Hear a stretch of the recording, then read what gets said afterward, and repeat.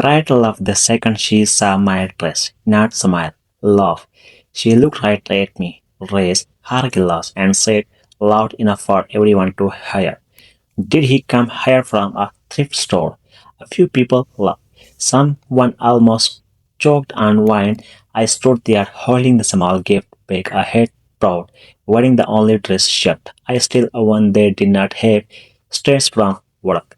It had cost me $12. But exactly 11 minutes later, the best man stood up and everything changed. My name is Jairus Harper. 3 nights before this wedding, my apartment electricity had been cut off again. I had spent the last 3 years working double shift at a dinner, saving every dollar I could. Nursing school kept getting pushed further away because life always came first, or at least that was what I told myself.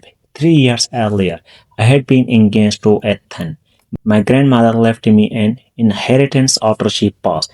$43,000. I gave every cent to him. He held me hands and smiled. You are saving our future, he told me. I believe him. Then one night he sat across from me and said words I still remember perfectly. Charles, you are just not where I am headed anymore. 2 weeks later, I saw her online. Vanessa called, rich, beautiful, exactly the type of woman Ethan used to laugh at and call fake. And now she was the bride standing in front of me. 11 minutes remained. Then I saw Ethan standing at the entrance in costume tuxedo worth more than 3 months of my rent. For a second, everything came back. The last 2 years had been brutal. My mother got sick only 4 months after Ethan left. Hospital visit became normal. Bills piled up. I lost my apartment. At night, I worked rehab shift, slept in short pieces, and kept telling myself tomorrow would be easier. It never was. Then the wedding invitation arrived. Inside was a handwritten note. Would love for you to see how life turned out. I almost threw it away, but my friend Gina stopped me. Go, she said quietly, not for him, for yourself. So I went.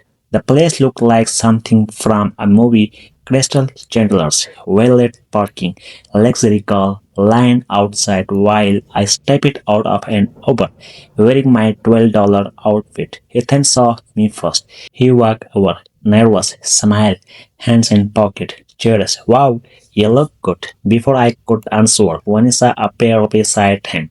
She looked at me, then laughed lightly. So this is the ex. Ethan did not laugh, but he almost smiled. That hurt more. I moved to the big table and stayed there alone. 1 hour. No conversation, no food, just memories.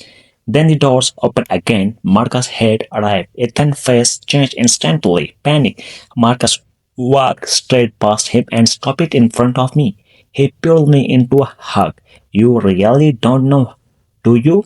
Minutes later, he stood at the microphone. I was going to give a normal wedding speech. The room went silent, but I cannot.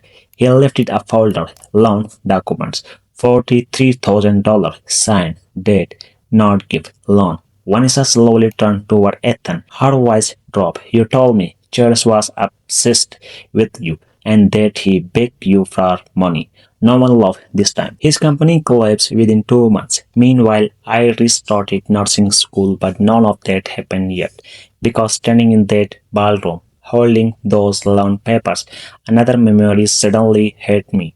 The strange call from bank, the apartment application that had been rejected, the credit score that improved for no reason. I looked at Heathen, then at the papers in Marco's hand, and finally everything connected.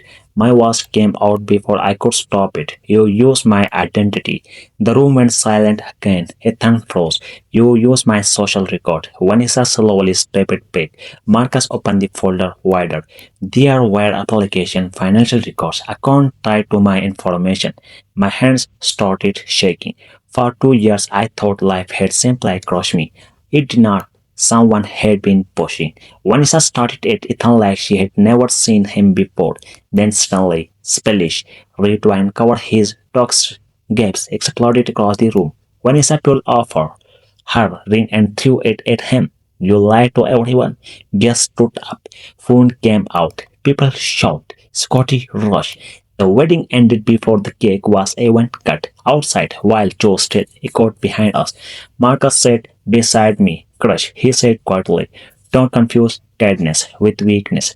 Those words stayed with me. The weeks after that moved fast. Vanessa's father pulled every contract connected to Ethan Company. Investor disappeared. A fraud investigation started. Marcus introduced me to a lawyer, part of the loan money campaign. For the first time in years, survival mode ended.